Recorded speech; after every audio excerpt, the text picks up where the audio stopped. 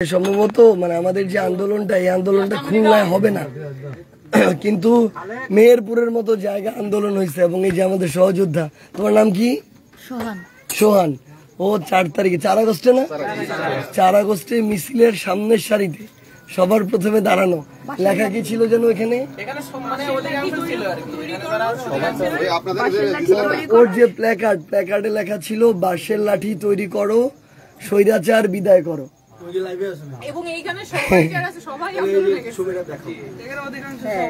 এই যে এটা হচ্ছে আমাদের এই সহযোদ্ধা সোহান নাম। এই যে ও হচ্ছে এটা নিয়েছিল মেহেরপুরে 4 আগস্টের সামনের সারিতে বাঁশের লাঠি তৈরি করো, স্বৈরাচার বিদায় করো। ভাই আপনি বলেন, আপনি কেন নাম ছিলেন? আপনিও তো আমাদের সহযোদ্ধা, বলেন। মানে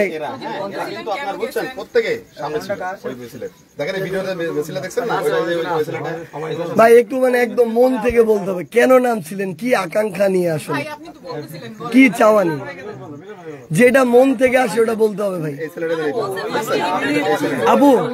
আবু একটু ভাইটা শুনি, এক পাশ থেকে শুনি।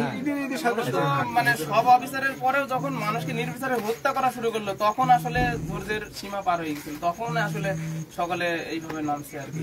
যখন আমরা ফেসবুকে দেখতে পাচ্ছি যে মানুষকে আসলে মানে পাখির মতো গুলি করে মারছে আর কি, ঠিক আছে, তখনই সবাই নেমে গেছে। তার আগে অনেক অফিসার করছে কিন্তু এইভাবে মানুষ নামেনি। আসলে আমাদের অধিকারটা কি ভাই, কি জন্য না ট্রু না, ওইটাই কথা আর কি, এইটাই আসলে মূল কথা। মানে সীমা ছাড়া গেছিল সব। কোঠা আন্দোলন হয় তখন তো সাধারণ মানুষ নামেনি, তখন তো আপনারাই ছিলেন, ছাত্ররাই ছিল আর কি। যখন দেখছে যে মানুষকে একবারে নির্বিচারে মারছে মানুষ, মানে পুলিশরা, আমরা তো সাধারণত পুলিশদেরই দেখছি, পুলিশদেরই মারতে দেখছি আর কি, গুলি করে মারছে যখন। আর বিশেষ করে যখন আবু সাইদ ভাইকে মারলো তারপর থেকে তো আসলে বেশি আমরা তো এগুলো শেয়ার করতাম।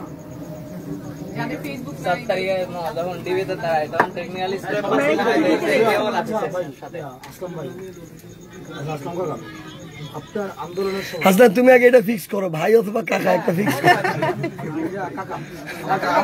তুমি ভাই না, রাজনীতিবিদদের সবাই ভাই। আন্দোলনে তো আপনার কাছে বড় মোবাইল নাই, খবরটা পাইছেন ওই 5 জনের মুখে ওই যে আমার দাদাকে ভাই ওদের মুখে শোনা, ওরা আমাদের ওটা আমার চাচাতো ভাই, আব্দুল্লাহ ওটা আমার চাচাতো ভাই। বড় মোবাইল আছে ওরা আপনাকে জানায় টিভিতে।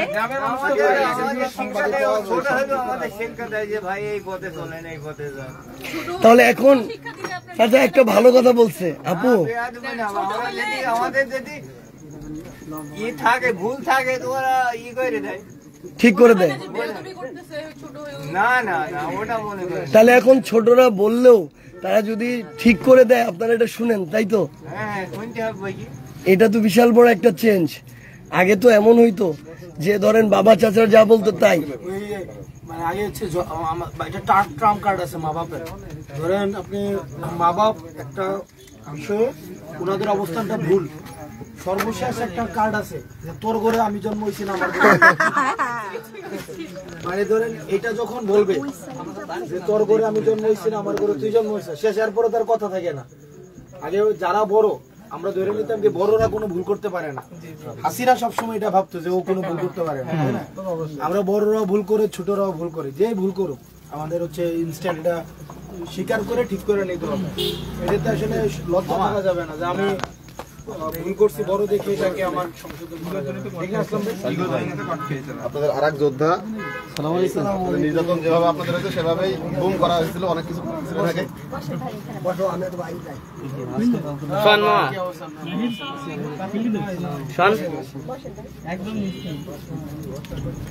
এটা মানে 17টা মামলা, বুঝছেন?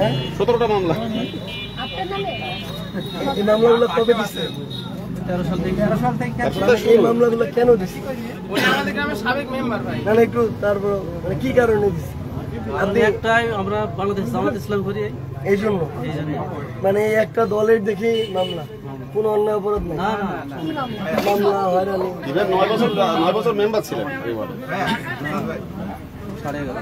আমার তুলতেছে আচ্ছা একটা জিনিস, আমরা সবই মানে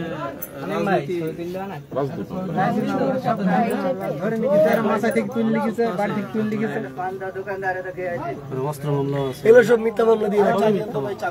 বাড়িতে থাকতে পারছেন? না না, বাড়িতে 2 বছর তো থাকিনি, 2 বছর বাইরে। তখন ফ্যামিলির যে বাকি মানুষগুলো ছিল তাদের হয়রানি করতো না?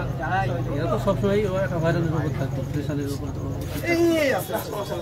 আরে সমস্যা অবশ্যই আছে। ভাইরাও আমি হচ্ছে আমি চাচার হচ্ছে কথাটাতে আরেকটু যাইতে চাই। তাহলে এখন মানে আগামীতে ভাই একটু আমরা ভাই এটা সেশনটাতে একটু পরে যাই। আমি ওনার একটু কথাটা শুনতে চাই। মানে এখন নতুন দেশে আমাদের, আমরা যদি এরকম কেউ একটা ভুল করছে এবং একটা জিনিস ঠিক, এটা যদি আপনাকে আমরা বুঝাইতে পারি, তাহলে আপনারা ঠিকটার দিকে যাবেন কিনা? ঠিকঠাক দিকে যেতে হবে। এবার আমার কয়েকটা প্রশ্ন আছে। খারাপ পথে তো যাওয়া যাবে না। কয়েকটা প্রশ্ন আছে।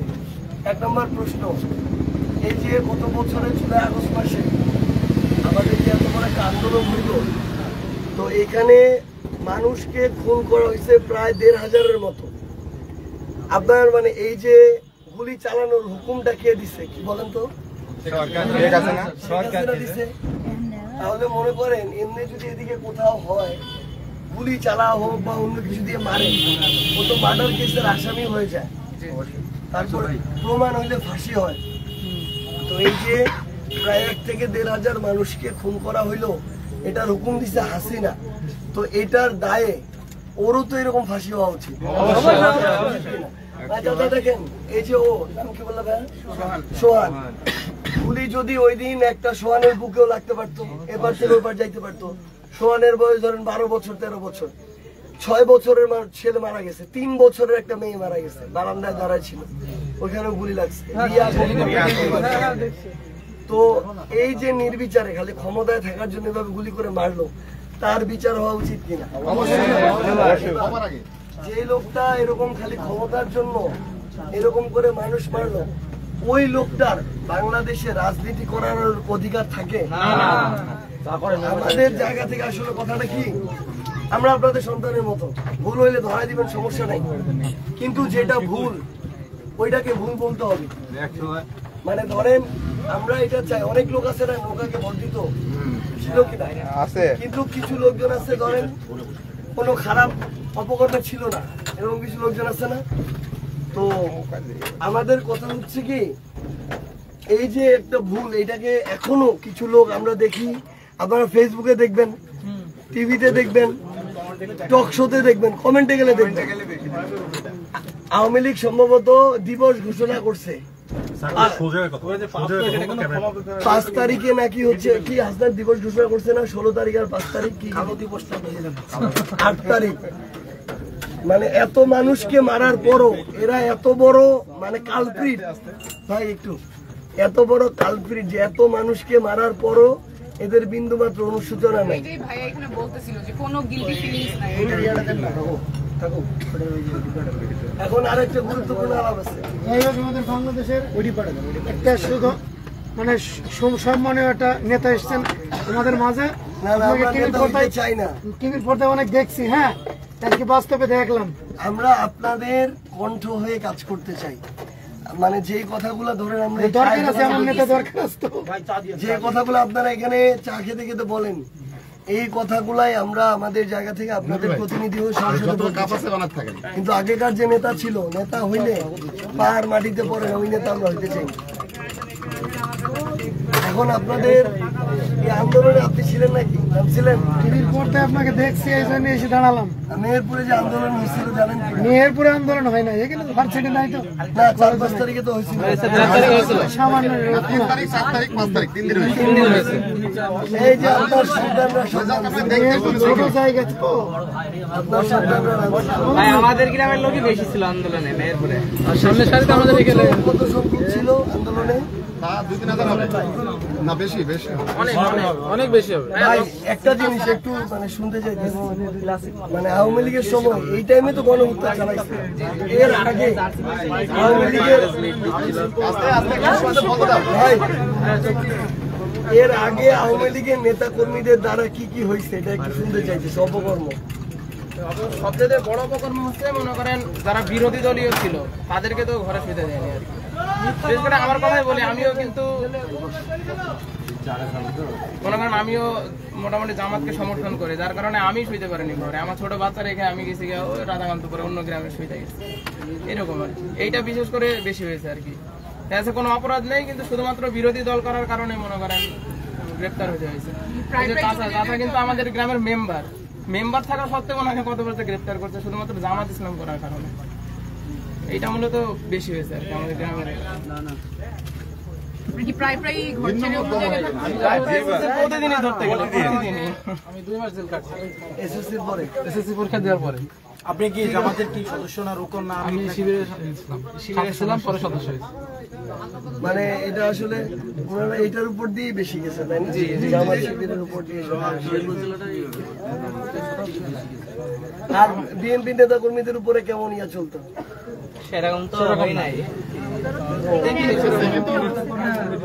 সেরকম কোনো ঝামেলা নেই। এরপরে কি বিএনপি আসছে? এক কথায় ভিন্ন মত, আরিফ ভাই, ভিন্ন মত হলে ওরা এই করেছে, বিএনপি জামাত অন্য কোনো দল সবাই।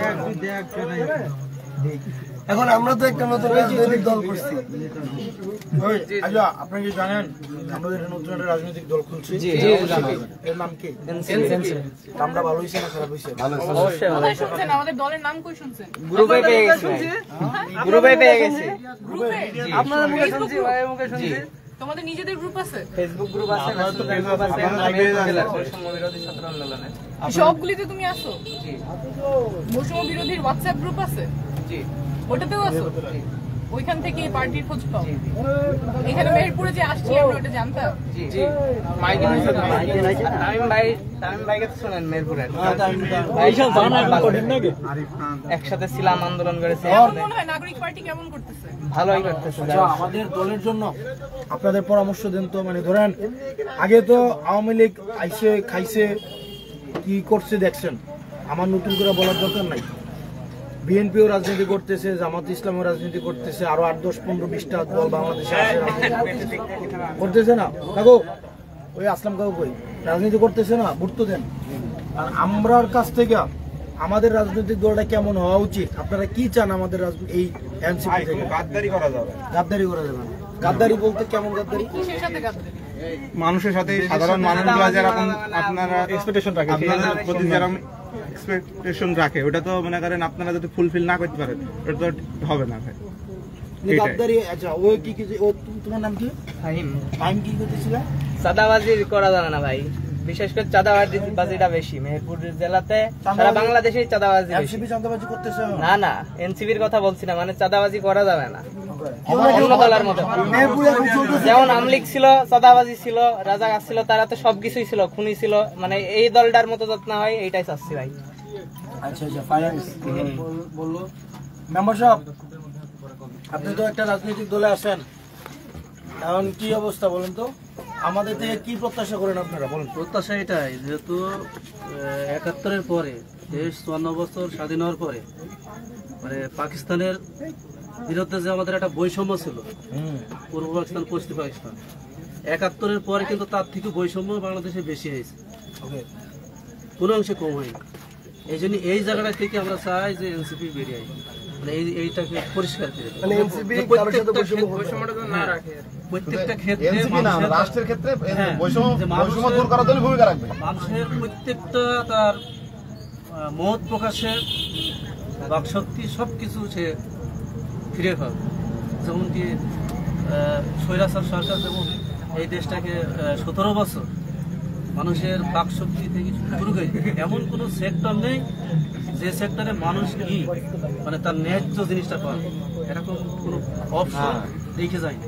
এই জন্য এই জায়গা থেকে আমাদের এই দেশটাকে যদি বাঁচাতে হয়, এই দেশের প্রত্যেকটা মানুষের যদি তার ন্যায্য অধিকার ফিরে দিতে হয়, যদি আমরা যদি বলি যে মানুষের এই দেশের উন্নয়ন, যে উন্নয়নের যে অর্থনৈতিক যে চাকাটা সেটা যদি ফিরে আনতে হয় তাহলে দেশের প্রতি একটা ভালোবাসা এবং দেশের অর্থনৈতিক চাকা যদি ঘোরাতে হয় তাহলে আমাদের দুর্নীতি থেকে বেরিয়ে আসতে হবে। বাংলাদেশটা এমন একটা দেশ যে দেশটা দুর্নীতিতে আমার মনে হয় মানে যে দুর্নীতিতে সব থেকে প্রত্যেকটা সেক্টরে মানে বিরাজমান, অথচ তারপরেও এই দেশ চলছে। অন্তত আমরা যদি অন্যান্য দেশকে দেখি, আমরা যদি মালয়েশিয়াকে দেখি, আমাদের দেশ 10 বছর পরে স্বাধীন হয়েছে, অথচ সেই দেশটার কাছে যদি আমাদের বাংলাদেশকে যেতে হয় 100-150 বছর সময় লাগবে এখন অর্থনৈতিক দিক দিয়ে। 100 বছর লাগবে, অথচ জি আব্দুল কুদ্দুস আপনি যে বললেন যে কোন সেক্টরেই মানুষ ন্যায্য অধিকার পায় নাই, কোন সেক্টরেই পায় নাই, কেন বলেন তো? কেন হয় নাই? 53 বছরে কেন হয় নাই? কোন সেক্টরে যে রাজনৈতিক দল যারাই ক্ষমতায় এসেছে তারা নিজেদের স্বার্থটাকে বেশি প্রাধান্য দিচ্ছে, দলের স্বার্থ দেখছে, জনগণের জন্য তারা কোনো কাজই করে এখন, যার কারণে দেশটা এখনো সেই জায়গায় বলছে যে সরকারে এসেছে তার দলের সরকার হয়েছে, কোনোদিনই জনগণের সরকার হয়নি। এই জন্য সমস্যা, স্বজন প্রীতি হয়েছে বেশি। আর প্রত্যেক দলের নিজের লোক ছাড়া দেখার টাইম নেই, হয় সেটা টিভিসি কার্ড হোক, যে কোনো কার্ড হোক, দলের লোক ছাড়া কেউ পায় না। এটা জনগণ কখনোই পায় না। এটা যেটা যাদের প্রাপ্য গরিব দুঃখী কখনোই তারা পায় না। একটা পলিসি হবে যে যেটা যার প্রাপ্য সেখানে দলীয় পরিচয় না দেখে তাকে দেশকে ভালোবেসে নিয়ে স্বার্থে। এবার আরেকটা জিনিস মানুষ কি বলে জানেন, যে এটা কোনোদিন হবে না, দলীয় পরিচয়েই বাংলাদেশ চলবে। কি মনে হয় পরিবর্তন হবে? অবশ্যই আমাদের দ্বারা তো পরিবর্তন হবে, দ্বারা তো পরিবর্তন হবে। সেটা হচ্ছে ধরেন এটাতে কি করা যাবে, মানে আমরা যখন বিভিন্ন জায়গায় সাধারণ মানুষ যারা, আমি দেখছি এই জিনিসটা, সাধারণ মানুষরা বিভিন্ন জায়গায় গিয়ে যখন তার একটা জিনিস দরকার ওইটার জন্য যেভাবে যা করা যায় টাকা দিয়ে হোক, এই করে হোক, ওই করে হোক, নিজের জিনিসটা আদায় করে নিয়ে আসে। তো আমরা যদি খালি নিজের সুবিধাটা বুঝি তাহলে ঠিক হবে কিভাবে এটা বলেন? তখন কি ব্যবস্থা নেওয়া যাবে? আমার দ্বারা হচ্ছে যে ওই যে সৎ ব্যক্তি দ্বারা সংগঠন বা মানে কি বলে এটাকে নেতা নির্বাচন করতে হবে, দল নির্বাচন করতে হবে সৎ ব্যক্তি দ্বারা, তাহলে হয়তো সাধারণ জনকে সেটা পৌঁছাবে। আমার যেটা মনে হয় সৎ ব্যক্তি দ্বারা সংগঠন তৈরি করা হয়। এবার একটা একটু মজার কথা বলি সবার জন্য,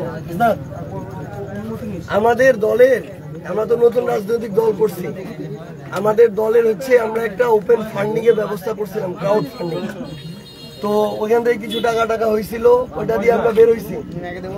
8টা জেলা, সরি 16-17টা জেলা হয়েছে, এখন আমাদের টাকা শেষ। তো আমরা তো এখন কিন্তু 2 দিন ধরে একটা কথা বলতেছে, আমরা কারো কাছে জিম্মি না ভাই, আমরা তো কারো কাছে জিম্মি না, এই জন্য যেটা দরকার ওইটাই বলতে পারি। কিন্তু আমাদের দলের চলার জন্য তো টাকাও দরকার, এটাই বাস্তব কথা। তো এইটা আমরা কিভাবে জনগণের কাছে থেকে ম্যানেজ করতে পারি? একটু সহজ করে কই, রাজনৈতিক দলগুলো ধরেন ভাই প্লিজ,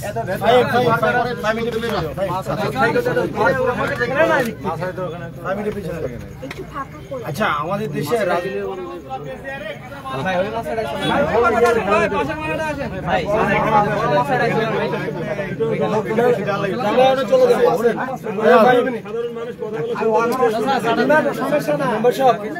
জনগণের সমস্যা দেখতে পাচ্ছেন, এটা সমস্যা।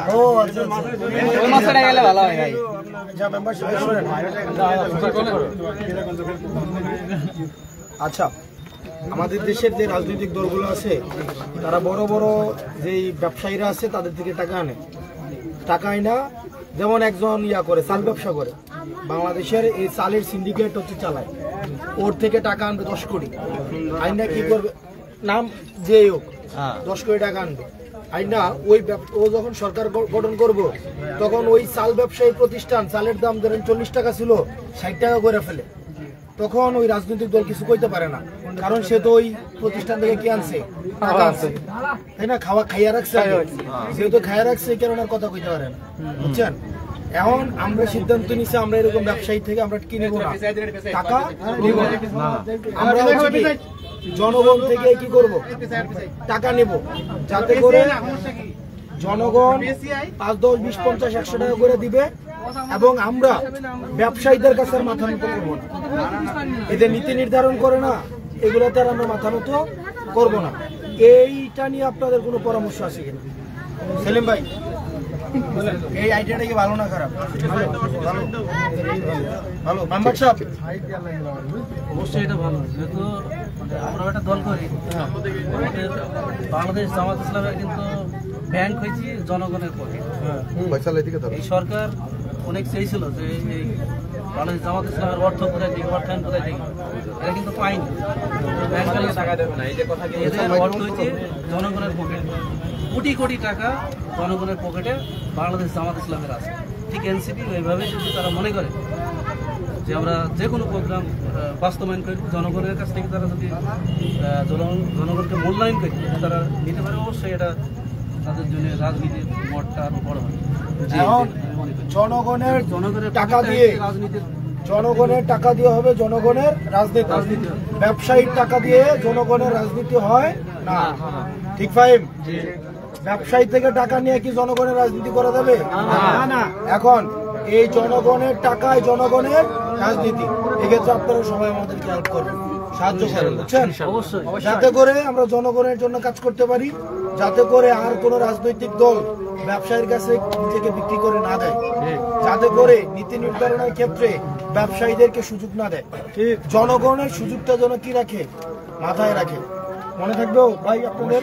লাস্ট একটা কথা আপনাদের উদ্দেশ্যে, সেটা হলো কি, মানে যেই দিন আমাদের হাসিনা কিন্তু বিশাল এক ডায়লগ ছিল, তাকে নিয়ে কারো কথা বলার, মানে সবাইকে নিয়ে কথা বলার, হাসিনাকে নিয়ে কথা বলা যাবে না। তো যেদিন এই ভয়টা ভাঙছে যে হাসিনাকে নিয়েও কথা বলা যাবে, ওই দিন মানুষ রাস্তায় নামছে এবং হাসিনা কিন্তু দেশ ছেড়ে পালাইছে। তো আগামীতে কোনো ব্যক্তি, দল কিংবা কোনো প্রতিষ্ঠানের বিরুদ্ধে আমাদের মনে যেন ভয় না থাকে যে আমি যদি কিছু বলি, ও যতই অন্যায় করুক না কেন, আমি যদি কিছু বলি আমার কি না কি হয়ে যায়, আমাকে রাখে না রাখে। যেদিন আমাদের ভয়টা ভাঙবে, ওই দিন আমাদের জয় সম্ভব। সো আমরা যে এত স্বপ্ন দেখতেছি দেশকে নিয়ে, এটা যদি আমরা বাস্তবায়ন করতে চাই, তাহলে জাস্ট একটাই কথা, ভয় ভাঙলে জয়। ভয়টা আমাদের ভাঙতে হবে, সে যেই হোক না কেন।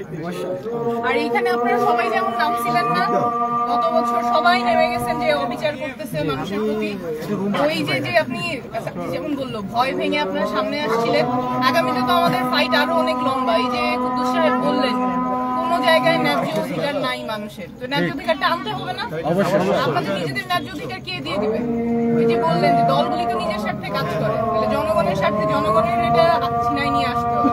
আপনারা এটা সবসময় মাথায় রাখবেন, এবং অবিচার যখন দেখবেন তখন আপনাদের কথা বলতে হবে, সামনে থাকতে হবে যে না, এটা আমার অধিকার, আমি এটা নিব। পারবা? আমরা যদি কিছু ভুল করি আমাদেরটাও ধরাই দিবেন, অন্য কেউ করলে তাদেরটাও বলতে হবে। যদি না বলেন তাহলে মাথার উপরে উঠে যাবে, মাথার উপরে উঠে সুযোগ দেওয়া যাবে। ঠিক আছে তাহলে, ঠিক আছে। আপনার দোকানটা খুব পছন্দ হয়েছে, অনেক সময় নিলাম, কষ্ট দিয়ে গেছি।